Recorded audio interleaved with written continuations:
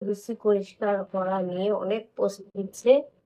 কেউ তো ওই যে বোতলে যে ঝাঁকি দিয়ে গরম পানি দিয়ে সেটাও করে দেখছেন যে উঠে না। তা আমি একটা বুদ্ধি দিচ্ছি। সেটা কি বুদ্ধি একটু দেখেন, শোনেন। যেহেতু আমি এখন রান্না করব না, আমি আপনাদের বলে দিচ্ছি। কাজ হবে 100%, না হলে বলবেন, আমি পরবর্তীতে আরেকটা ভিডিও দিব। তো ১ম এ যেটা করবেন, এই জিনিসটা কিন্তু আপনার লাগবে। এটা হচ্ছে মাটির বাটনা। এটা চিনে থাকবেন অনেকেই, পাওয়া যায়। আর কোথায় পাবেন সেটাও আমি বলে দিচ্ছি। এটা হচ্ছে একদম ভালো মানেরটা, হ্যাঁ? এই যে দেখেন কঠিন পোড়া আর এগুলোতে একটু ধার আছে। এটা আমার ব্যবহারের, একটু ধারটা কম দেখা যাচ্ছে তারপরেও কাজ হবে। এই যে বিচিগুলো আছে না? এই বিচিগুলোর ছালগুলো তুলে শুধু উপরের এই যে সাদাটা এটা।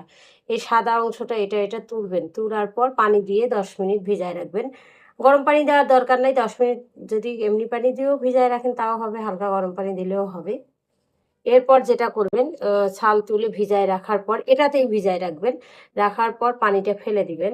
একটু হালকা পানি রাখতেও পারেন, নাও পারেন। দিয়ে ২ হাতে এভাবে ধরে ঘষা দিবেন। মানে ২ হাতে। গায়ের জোরে না দিলেও হবে, যেহেতু ভেজা থাকবে ছালটা এমনিতেই নরম হবে। ঘষা দিলে ২ হাতে যখন সব মিলে ঘষা দিবেন দেখবেন যে সাদা হয়ে গেছে। আর যদি ২-১ টা লেগে থাকে লালগুলো, তাহলে এরকম করে ঘষা দিবেন, বাকিটা উঠে যাবে। এটা খুব সহজ হয় এবং তাড়াতাড়ি হয়। এটা এখন বলি, আমার পেজে এই জিনিসটা অ্যাভেলেবেল পাবেন। এটা আমার সিগনেচার পণ্য, পাটনাঘোটা, রংপুরের আমাদের।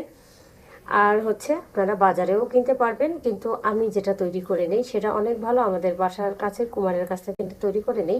তো যাদের লাগবে এটাও নিতে পারেন। আর যাদের অ্যাভেলেবেল আছে বাসায় তারা কিন্তু এটা দিয়ে ট্রাই করতে পারেন। না পারলে আমাকে বলবেন, এরপর ভিডিও দিয়ে দিব পুরোটা।